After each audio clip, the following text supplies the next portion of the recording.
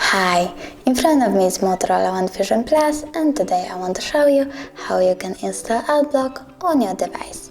Open Play Store, then type Opera Mini and download it. After that, open it.